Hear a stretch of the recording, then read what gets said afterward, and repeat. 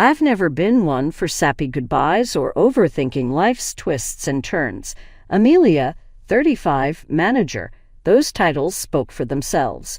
There I stood, suitcase in hand, my palms sweaty as I gripped it tight. The creak of the stairs under my weight felt like the soundtrack to my not-so-graceful exit. At the bottom, Jeremy leaned against the door frame, arms folded, a ghost of a smirk on his face. That smirk screamed, "You won't last a week without my money," and I despised it. Linda, the queen of passive-aggressive comments, perched on the arm of the plush love seat, her throne of judgments and sly digs. "My boy always did like them headstrong," she said, inspecting her perfectly manicured nails. So, the new trophy wife looked like a humanized Barbie, perched awkwardly on the edge of the couch, with her legs crossed so tight I wondered if she could feel her toes. "I packed my things," I said, keeping my voice steady though my insides churned. It felt strange declaring something so mundane in a moment that marked the end of an era.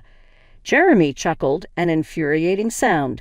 "What? No tears, Amelia?" he prodded, finding humor in what he thought was my misery. Typical Jeremy, kicking when he thought you were down. "Not for you," I shot back, clenching my jaw to keep my composure. Linda's laugh slithered out sharp as a knife. "Why don't you join us for dinner one last time?"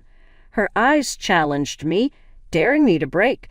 The idea was ludicrous. Who in their right mind would have a farewell dinner with their ex and his shiny new toy? I couldn't resist showing them I wasn't leaving as the defeated wife. "Sure," I said, surprising even myself. "Could be fun." Zoe's eyes shot up in surprise, not expecting me to accept. Jeremy's smirk faltered. "Great," he said. "I'll get the wine." It was his white flag, his last attempt at playing the courteous host.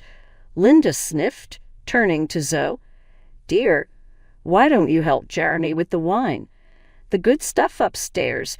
You remember where it is," she said, sending Zoe off like a child on an errand.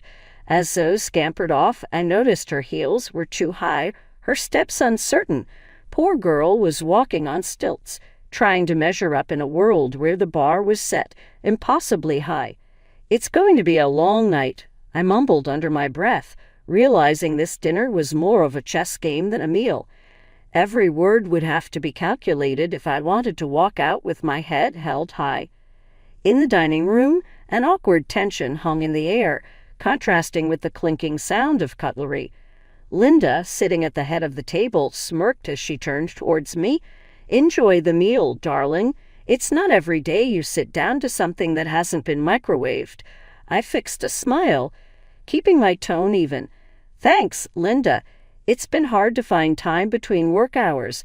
Not like I've got the luxury to stay home." Across from me, Jeremy stirred in his seat, a hint of red creeping up his neck. "I'm on it, you know. Jobs don't just fall out of the sky." The last place didn't know a good worker when they saw one. I couldn't help but laugh. "A good worker, Jay. They practically threw you out. How much was it you cost them?" "A couple thousand." So her curiosity piqued, forked a salad leaf, not eating, just poking. "A few thousand," she echoed. Jeremy's jaw tensed, his hand tightening around his knife. That was blown way out of proportion. I made a small mistake. Amelia was just looking for someone to blame. Jeremy muttered, "I guess being late most days and missing deadlines is small now," I said coolly, taking a sip from my glass.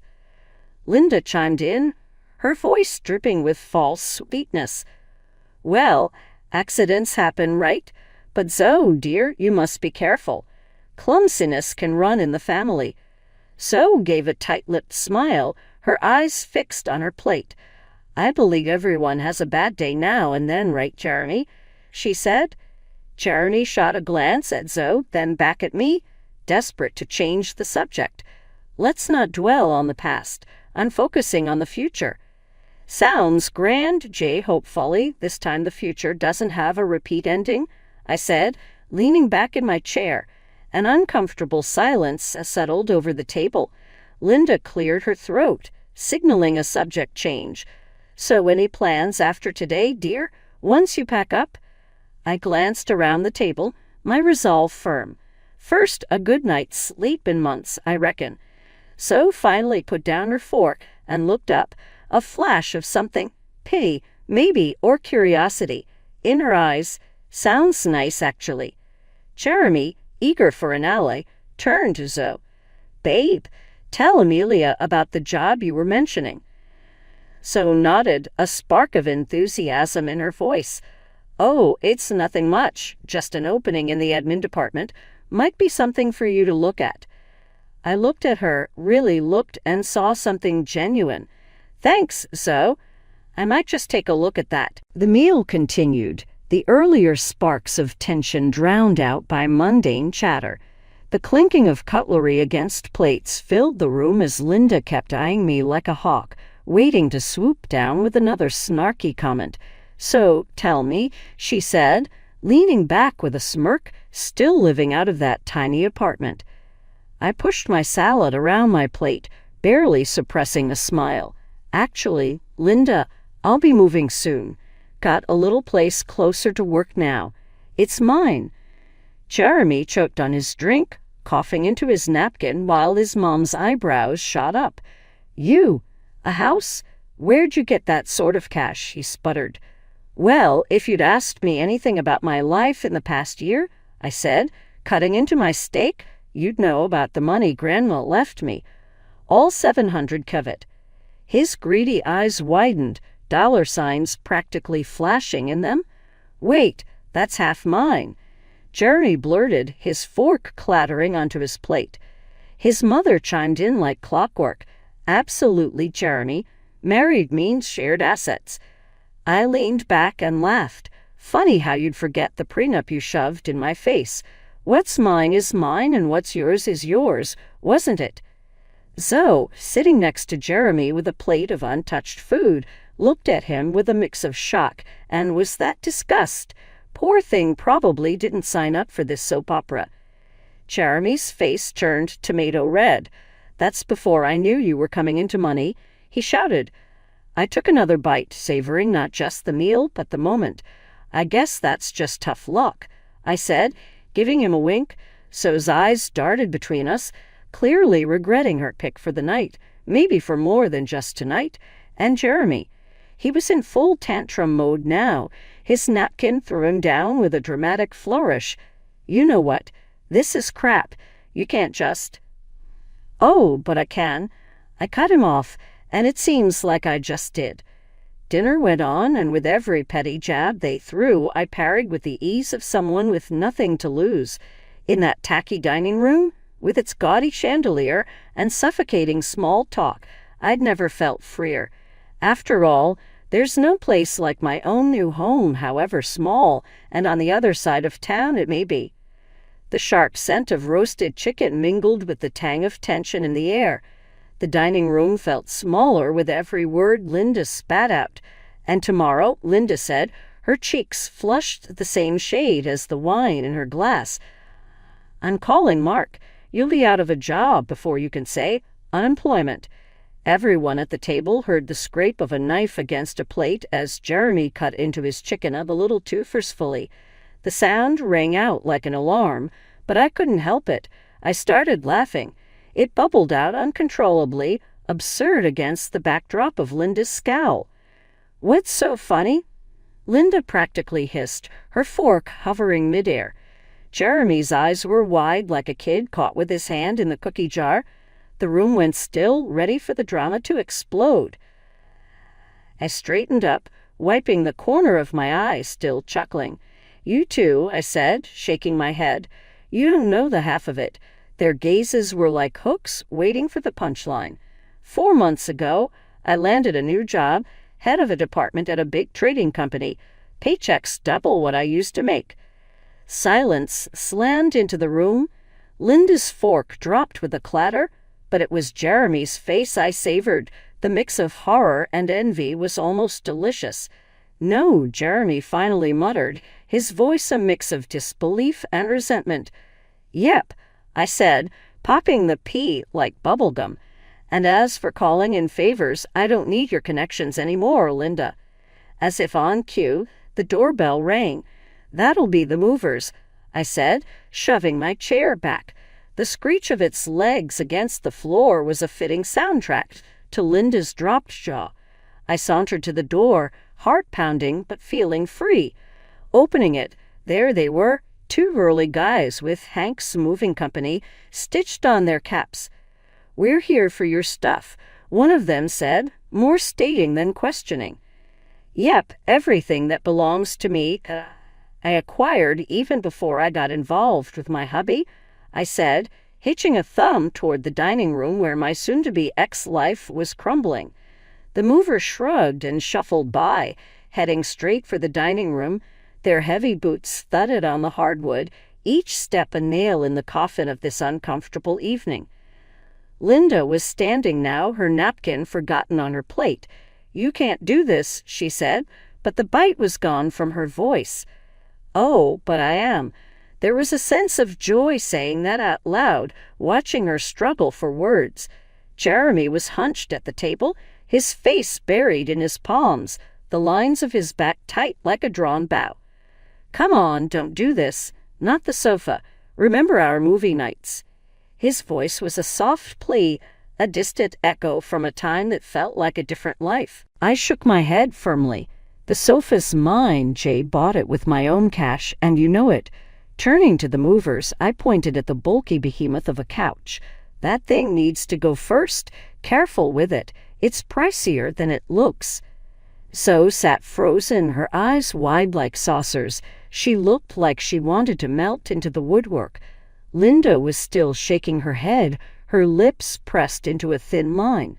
"You're cleaning us out, girl. What are we supposed to sit on?" "The floor."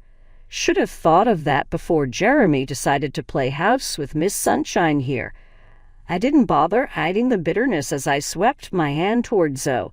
The movers were a symphony of grunts and commands, hefting up my furniture with practiced ease. The TV came off the wall with a pop. The dining table was dismantled with a clatter, and even the Dan washing machine was unhooked with a series of clangs and splashes. Jeremy finally stood up, pushing away from the table. "You think you've won." His voice wobbled with anger, his nostrils flaring. "Checkmate," I quipped, heading back towards the kitchen. Plates of uneaten food gazed up at me as I grabbed a bottle of soda, popping the cap and taking a swig.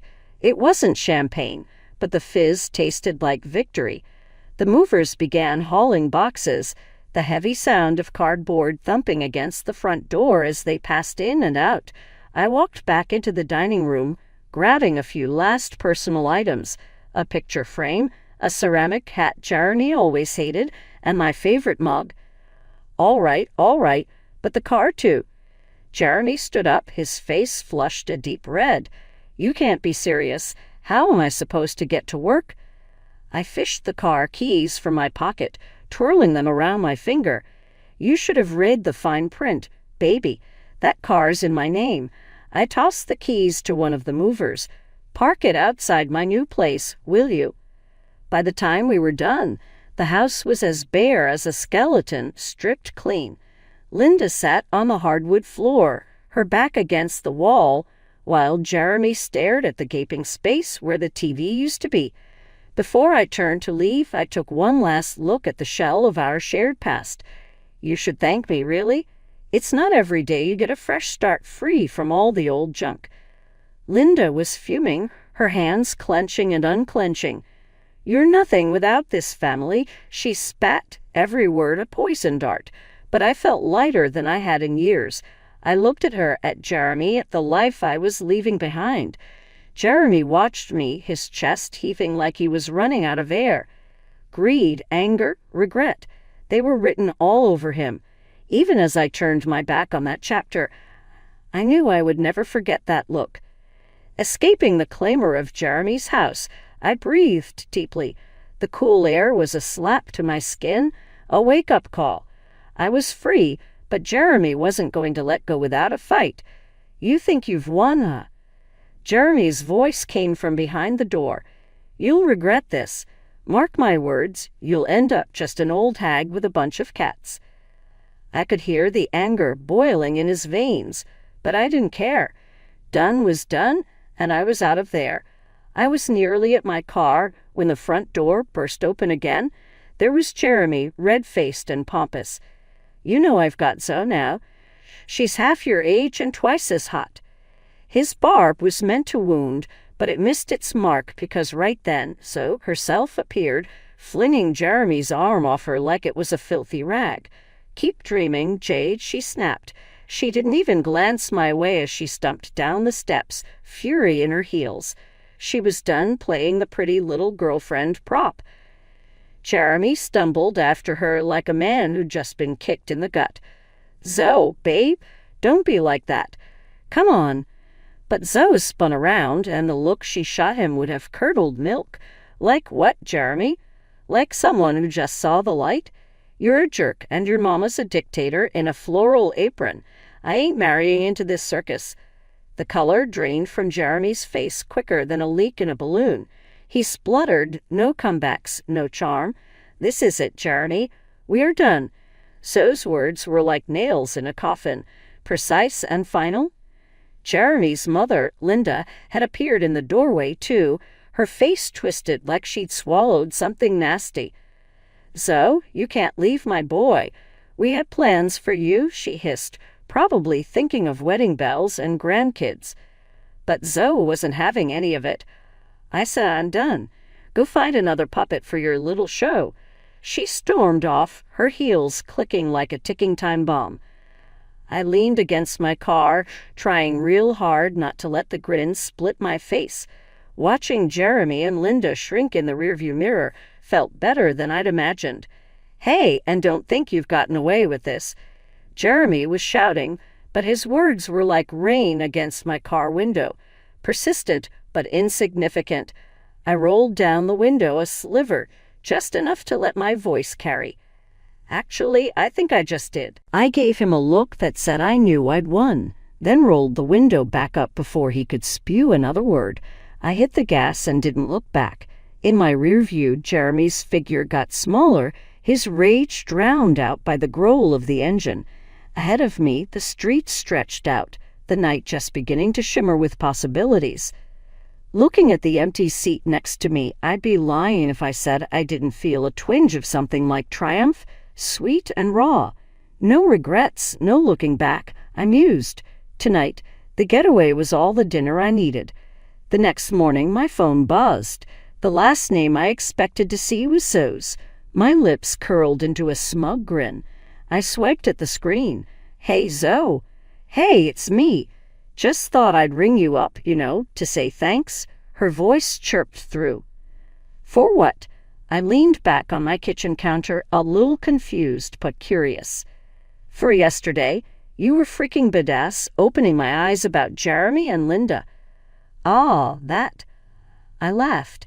It was a cold laugh, no joy in it. "Trust me, I didn't do anything. You saw them for what they are all on your own." "Yeah, well, I just wanted to say I appreciate it. So thank you," she insisted. I could hear the genuine tone in her voice. "No problem. Just watch your back, okay?" We said our goodbyes and hung up. The phone felt heavy in my hand as I tacked it against my chin, pondering the weirdness of it all. I had just been thanked by the woman who was fooling around with my ex-husband for helping her dodge a bullet. Life sure was strange. I mulled over my conversation with Zoe while I threw together a sandwich, the heel of the bread, some old cheese, and that last sorry slice of ham. I wasn't in the mood for anything fancy. I slumped down at my tiny kitchen table, taking a bite out of the uneven sandwich. I chewed slowly, the bread dry and sticking to the roof of my mouth. That could have been me, stuck in that cycle with Jeremy and Linda. But it wasn't. I had broken free. Later that day, I sat down with a pen and a notepad. I was old school like that. A thank you note. Never thought I'd write one of those to my ex's side chick, but here we were. I scribbled quickly, not fussing over the words, just letting them spill out raw. I told Zoe she was welcome, that she was better off now, even if it didn't seem like it yet. I told her to keep her head high and to never let some two-timing jerk and his manipulative mom tell her who she was. I signed it simply, with no flares or niceties. The note was brief and to the point. It was enough. I sealed it in an old envelope I found in a drawer, grabbed my keys, and headed out. I dropped the letter in the mailbox. No need for a face-to-face. The words said it all. Walking back to my apartment, I kicked at a stray pebble. Life had given me lemons, and I didn't make lemonade. I threw those lemons back hard. Now I was helping others do the same. I'd made peace with my past, with Jeremy, and surprisingly, with So too. The world kept turning, bizarre as it was, but at least for today, it was turning in my favor. The lawyer had one of those smirks when he handed me the last paper. "It's all yours now," he said, loud enough for Jeremy to hear across the room. "Nice doing business with you," I said, rolling my eyes a bit as I took the paperwork. The ink felt fresh and symbolic, the full stop at the end of a long, drag-it-out story. Jeremy didn't say anything. He just stood there, looking like someone had taken the ground out from under him, probably realizing his mom's plan had backfired. Linda had a face like thunder, her lips thin like she'd been sucking on lemons. "Can you believe this, after everything I did?" Linda's voice trailed off into a sort of hiss. I didn't answer, just clutched my papers a bit tighter as I walked out of the court building and into my little car. That old thing that survived the marriage far better than I did. I caught Linda's eye. She was staring at me from her big shiny car, probably feeling her age and her mistakes. "You got what you wanted, huh?" Jeremy puffed out as he caught up with me, his hands shoved deep into his pockets, shoulders hunched. I turned to him, the feeling of being finally free making me bold. "No, Jeremy, I got what I deserved. There's a difference." My phone beeped. A message from Stella, a friend who'd stuck by me like glue. "Drinks tonight." I couldn't help but smile. Stella got it. "Hell yes," I texted back as I slipped into the driver's seat. There was a quiet, not the uneasy quiet like at Jeremy's place, but the kind that lets you hear yourself think. As the engine came to life with a familiar rattle, I felt something twist in my stomach, excitement, nerves. My new home felt different now. I stepped inside, the echo of my footsteps the only welcome, but it was enough. My eyes roamed over the place. It was a mess of boxes and furniture that had seen better days, but it was mine. I spent the next few hours moving stuff around, unpacking, and tossing what I didn't need. I made room, my room, a space that felt more like me by the minute. The next day, I drove to work. Work was the kind of busy that kept thoughts at bay and made the day fly by. At lunch, the girls were all ears. "You okay, Jess?" the office gossip asked, her eyes all concern and curiosity. "Better than okay," I answered, with no shadow of a lie. The drive home was meditative. The road stretched like my future. Uncertain, yeah, but mine all the same. That night Stella and I hit the bar. It was loud and full, just like life should be. We tossed back drinks and threw our heads back with laughter that drew looks. "To new beginnings," Stella said, holding up her glass. "To tomorrow," I replied, and we drank to that, to tomorrow and the day after, and all the days to follow. Because that's the thing about tomorrow. It's always on its way. And now, so was I ready for whatever the hell it decided to bring.